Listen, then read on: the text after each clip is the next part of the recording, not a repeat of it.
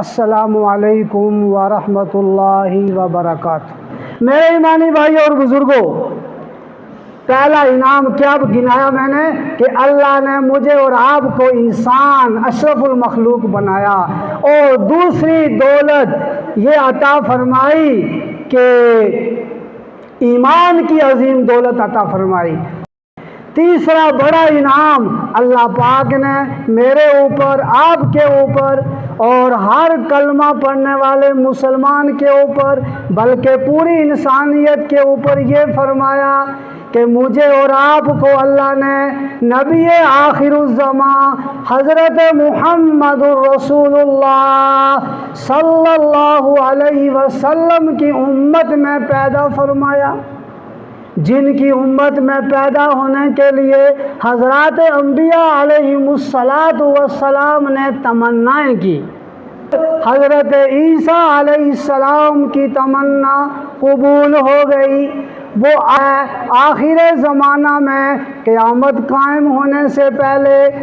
ہمارے نبی حضرت محمد الرسول اللہ صلی اللہ علیہ وسلم کے امتی بن کر جو ہے دنیا میں دوبارہ جو ہے مبعوث ہوں گے، یعنی ابھی وہ زندہ ہے۔ اب بات یاد رکھنا، عقیدے کی بات ہے کہ حضرت عیسیٰ علیہ السلام آسمانوں میں زندہ ہیں،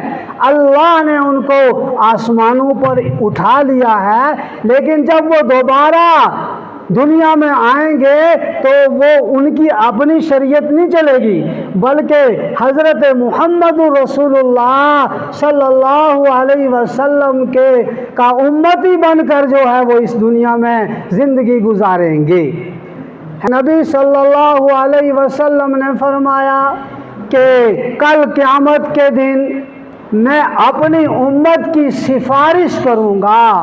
اور جب تک ایک بھی کلمہ پڑھنے والا میرا امتی، جب تک ایک بھی ایمان والا جنت میں نہیں جائے گا، میں محمد رسول اللہ صلی اللہ علیہ وسلم اس کی سفارش کر کے اس کو جنت میں داخل کراؤں گا۔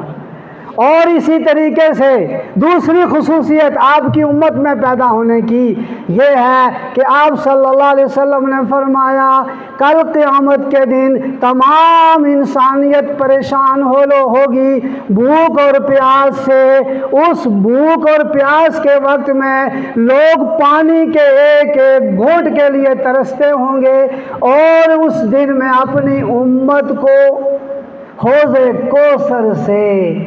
پانی پلاؤں گا۔ بڑا یہ احسان ہو گیا۔ اور چوتھا بڑا احسان اللہ پاک نے یہ فرمایا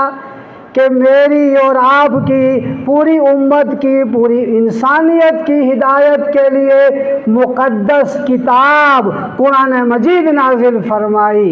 جس قرآن مجید کے بارے میں اللہ پاک فرماتے ہیں جب آپ قرآن پاک کھولیں گے، اس طرف جو ہے سورہ فاتحہ ہے اور دوسری طرف سورہ بقرہ شروع ہو رہی ہے۔ اللہ پاک فرماتے ہیں بسم اللہ الرحمن الرحیم، الف لام میم واللہ اعلم بمرادہ ذالک الکتاب لا ریب فیہ۔ یہ ایسی کتاب ہے جس میں کوئی شک و شبہ نہیں، ایسی مقدس کتاب جس کے بارے میں نبی اکرم صلی اللہ تعالی علیہ وسلم نے فرمایا خیرکم من تعلم القرآن وعلمہ، رواہ البخاری، کہ تم میں سب سے بہتر وہ شخص ہے جو قرآن کو سیکھے اور پھر آگے قرآن کو سکھائے۔